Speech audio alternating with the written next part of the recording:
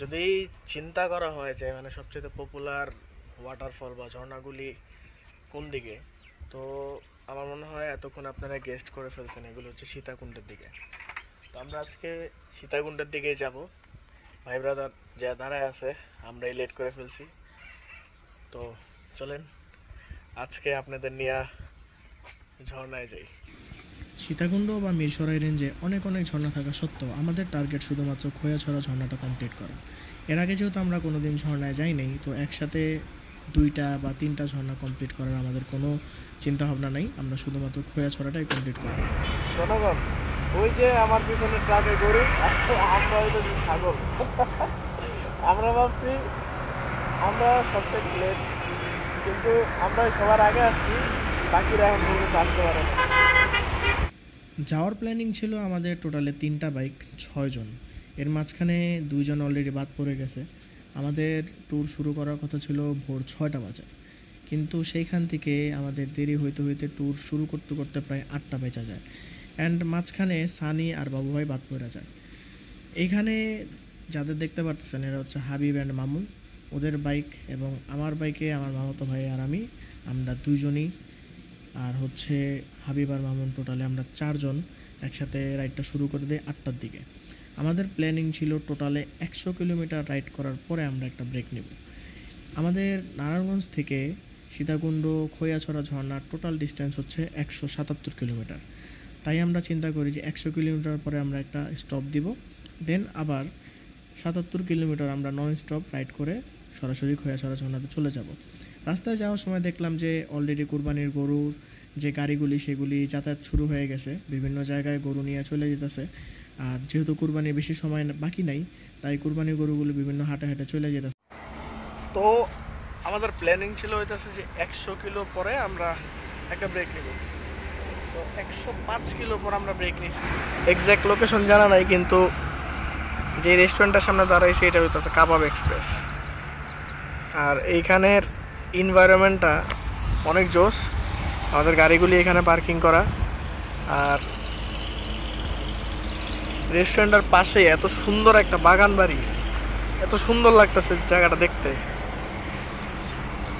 যা দেখি এখানে খাবারের মতো কি কি পাওয়া যায়। জায়গাটা দেখতে অনেক পশ, প্রিমিয়াম আর একটু বড় লোকে ভাইবস দিল। এখানে নাস্তার প্রাইজিং একদমই ফ্যামিলিয়ার ছিল। অ্যাজ ইউজুয়াল যেরকম নাস্তার প্রাইজিং হয়ে থাকে হাইওয়েতে, ওরকমই প্রাইজিং ছিল। তো আমরা নাস্তা খাওয়ার জন্য নেই হচ্ছে পরোটা, ডিম এবং ভাজি। আর এইখানের পরোটা ছিল 20 টাকা, ভাজি ছিল 30 টাকা, অ্যান্ড ডিম ছিল 30 টাকা করে।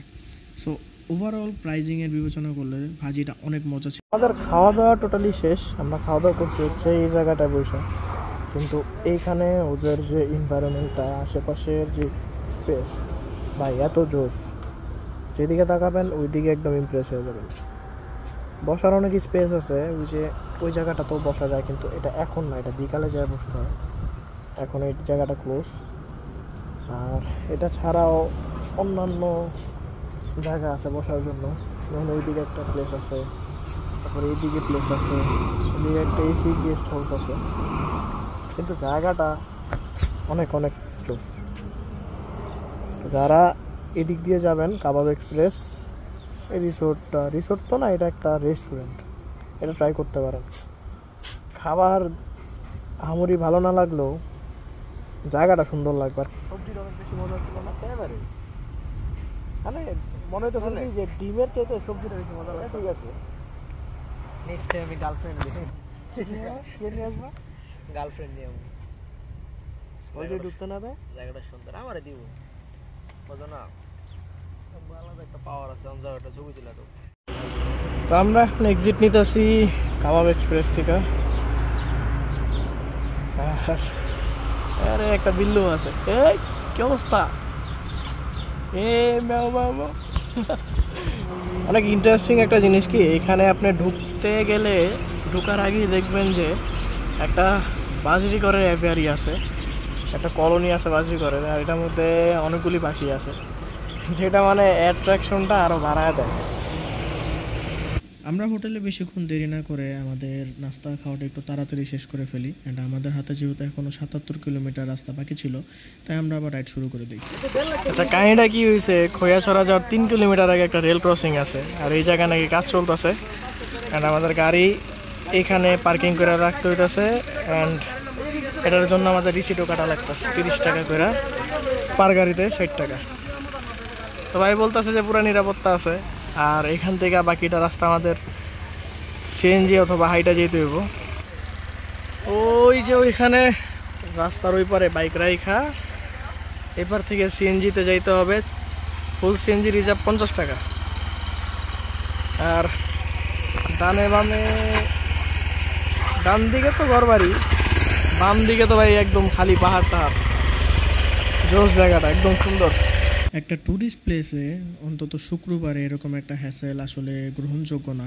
আমাদের বাইক অলমোস্ট 3 কিলোমিটার পিছনে রেখে আমরা সিএনজিতে যেতেছি। এখানে যারা বাইক বাদে আসে তারা সিএনজিতে যেতে পারে, কিন্তু যারা বাইক নিয়ে আসে তারা বাইক রাইখা এত দূরে যাওয়াটা আসলে ঠিক না। সিএনজিতে ওঠার পরে মানে সর্বোচ্চ 5 থেকে 7 মিনিট লাগছে এই জায়গায় আসতে সর্বোচ্চ। আর যেখানে এসে নামাইছে এই জায়গায় অনেক হোটেলের ব্যবস্থা আছে, হোটেল বলতে ছোট ছোট হোটেল আর কি। এই জায়গার সিস্টেম হইতেছে যে এখানে আপনি ব্যাগ ট্যাগ রাখতে পারবেন, বিনিময়ে খাবার খাইতে হবে, দুপুরে খাবারটা অর্ডার দিয়ে যেতে হবে। তো আমাদের জামা কাপড়, ব্যাগ ট্যাগ সব কিছু, হেলমেট এই হোটেলটার মধ্যে রাইখা আমরা রেডি হয়ে নিছি। অ্যাংলেট থেকে শুরু কইরা হাফ প্যান্ট, জার্সি যা যা লাগে পরিপূর্ণ প্রস্তুতি নিয়ে আসছিলাম, সব কিছুই নিয়ে আসছি ট্রেকিংয়ের জন্য। তো এখন একটু পরে ট্রেকিং শুরু করব। আর এদিকে আসার পরে ওয়েদারটা এত এত এত মানে সুন্দর হয়ে গেছে, এত জোস হয়ে গেছে, মানে এই মানে ফিলটা আরও বাড়ায় দিছে। যেই একটা ক্লান্তি লাগার কথা ছিল না, ওই জিনিসটা এখন আর নাই। দেরি হয়েছে, মাঝখানে সানি আর বাবু ভাই বাদ পড়ছে, তো ওই জিনিসটা খারাপ লাগাটা এখন আর কাজ করতেছে না। তো আমাদের ট্রেকিং এখান থেকেই শুরু, আর জঙ্গল টঙ্গলের ভিতরে দিয়ে পোলাপাইন হাঁটা শুরু করছে। এ প্রান্ত, তোরা তো পুরো একদম চাস্তো ভাইয়ের মতো লাগতেছে। কোন চাস্তো ভাই? গ্রামের চাস্তো ভাই। একটা হইলি হইলো, কিন্তু কথা হইলো ঝর্ণাতে তো ঝিরির পথ যে এটা তো এখন খালি, ঝিরিতে অত বেশি পানি নাই। ঝর্ণার পানি কিন্তু এই খাল বলেন বা ঝিরি বলেন এগুলি বেয়ে বেয়ে নিচের দিকে নামে। সামনের দিকে গেলে কি পরিমাণে ফ্লো পাবো জানি না, যাইতে যেতে আপনাদের দেখাইতেছি। কাহিনী হইতেছে ফিরতি পথে যারা আমাদের সাথে দেখা হইতেছে সবাই বলতেছে যে ঝর্ণাতে নাকি তেমন পানি নাই, কিন্তু যেই পরিমাণে বৃষ্টি হয়েছে ঝর্ণাতে কিন্তু পানি থাকার কথা ছিল।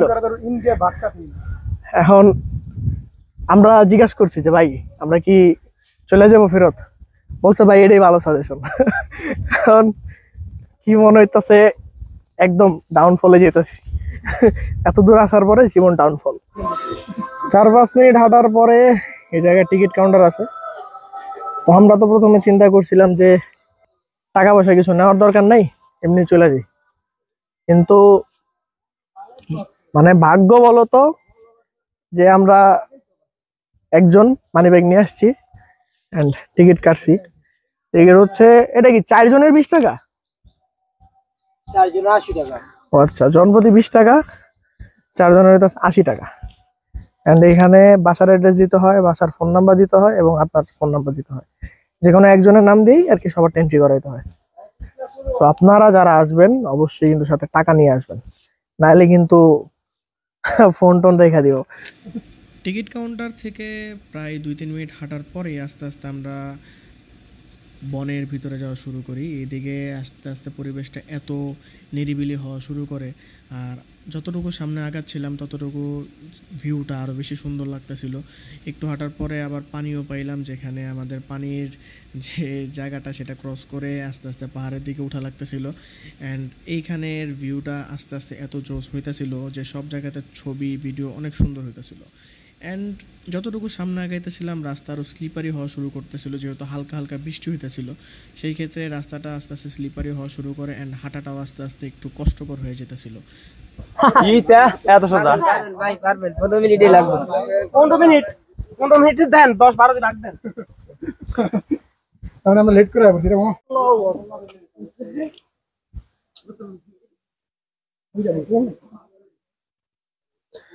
যে এই জিনিসগুলি এগুলি কিন্তু পাথর না, এগুলি কিন্তু একটা পাথর না, এগুলি কিন্তু মাটি। শুকাইতে শুকাইতে এরকম পাথরের মতো শেপ হয়ে গেছে, শক্ত হয়ে গেছে। আরে ভাই এটা কি জিনিস? এই জায়গায় সবাই এখানে রশি ধরে যাতায়াত করতেছে, পারাপার করতেছে, এটা ছাড়া অন্য কোনো ওয়ে নেই। আর রাস্তা যেই পরিমাণে পিছলা আস্তে আস্তে হইতাছে, আবার হালকা পাতলা বৃষ্টি পড়তেছে, তো এখন তো ট্রেকিং একটু টাফ হয়ে যেতেছে। যেহেতু ভিজা রাস্তায় ট্রেকিং করা অনেক কষ্টকর, তাই এখানে বিভিন্ন জায়গাতে এরকম রশি লাগানো আছে ট্যুরিস্টদের সুবিধার জন্য। এ আমাদের টিমের সবচাইতে কষ্টকর হাবিব, একদম সূক্ষ্মভাবে চলে এসেছে। এটা একটু ধরো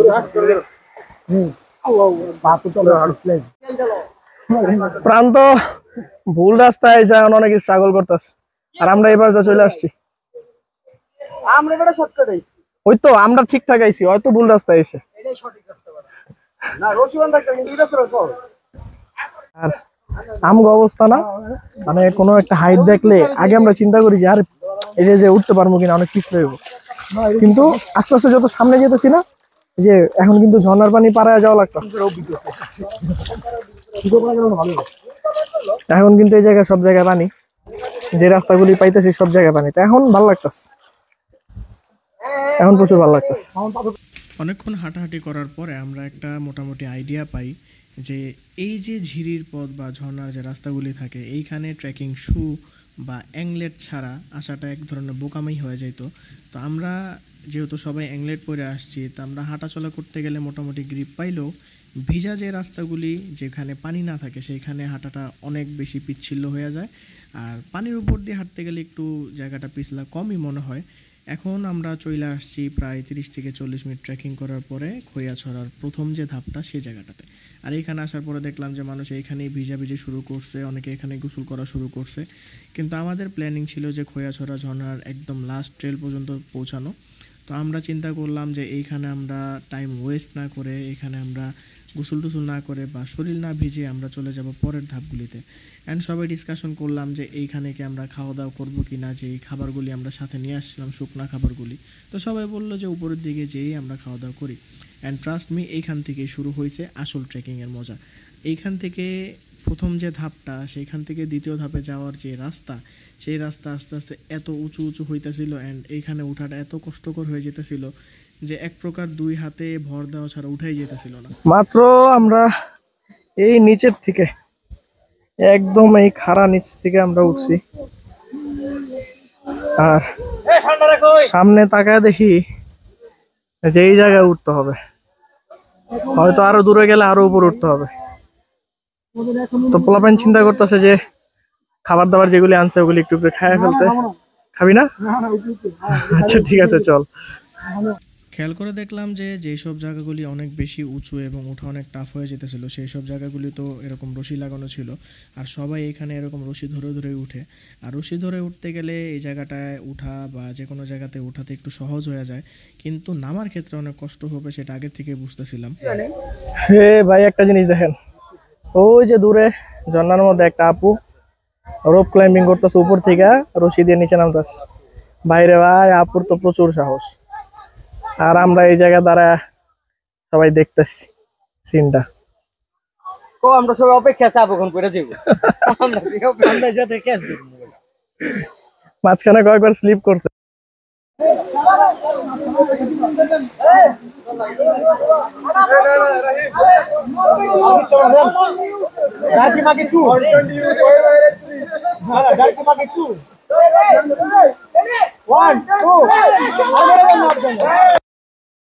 ফাইনালি আমরা চলে আসছি ঝর্ণার একদম তৃতীয় ধাপটার মধ্যে। মাঝখানে দ্বিতীয় ধাপটা আমরা স্কিপ করছি, দ্বিতীয় ধাপটা স্কিপ করে তৃতীয় ধাপে চলে আসছি। অ্যান্ড এখানে আসার পরে দেখলাম যে পোলাপাইন উপর থেকে পানিতে লাফালাফি করতেছে। আর মেন বিষয়টা কি, আপনি যখন ট্রেকিংয়ে যাবেন অথবা যে কোনো জায়গায় ঘুরতে যাবেন, সেই জায়গাটা চাইতে ওইখানের মানুষগুলির যে লাফালাফি বা মানুষগুলির যে এনজয়মেন্টটা, সেটা দেখে আপনাদেরও মন চাইবে যে নিজেদেরকে খুশি রাখার। আর বন্ধুবান্ধব একসাথে কোনো জায়গায় গেলে তো সেটার বিষয়টা একদম অন্যরকম হয়। ঝর্ণাতে কিন্তু এখন ওই রকম পানি নাই, না থাকা সত্ত্বেও কিন্তু আমরা প্রচুর পরিমাণে জায়গাটা এনজয় করছি। অ্যান্ড এইখানে কিন্তু একটা জিনিস অবশ্যই মাথায় রাখবেন, প্রত্যেকটা জায়গায় স্লিপারি, সো একটু সাবধানে সবাই একটু হাঁটাচলা করবেন। আর অন্যান্যদের দেখে আমরাও বসে থাকতে পারতেছিলাম না, আমরাও পানিতে ভিজার জন্য ওয়েট করতেছিলাম যে কখন আমরা একটু পানিতে ভিজবো। তো আস্তে আস্তে আমরা সবাই পানিতে ভিজা শুরু করলাম। আর এই হাবিব কিন্তু সাঁতার জানে না, ও কিন্তু সাঁতার না জেনে উপর থেকে নিচে লাফ দিল। অ্যান্ড নিচে যে মানুষগুলি ওয়েট করতেছিল ওরা ধরার জন্য, এরা কিন্তু কেউ আমাদের পরিচিত না, তাও আমাদের অনেক হেল্প করলো। আসলে ঘুরতে যাওয়ার মজাটাই এখানে, যে আপনি কাউকে চিনবেন না, জানবেন না, তাও প্রত্যেকটা মানুষের সাথে আস্তে আস্তে মিশে যাবেন। যে যার মতো পারতেছিল, সবাই নিজেরে নিয়ে ব্যস্ত ছিল, নিজেরে খুশি করার জন্য সবাই চেষ্টা করতেছিল। আর এটাই হচ্ছে ট্যুরের মজা। একটা ট্যুরে যখন আপনি যাবেন, সেটার সিজন বা অফ সিজন যাই হোক, একসাথে বন্ধুবান্ধব যে যাবেন, সেটাই হচ্ছে ট্যুরের মজাটা।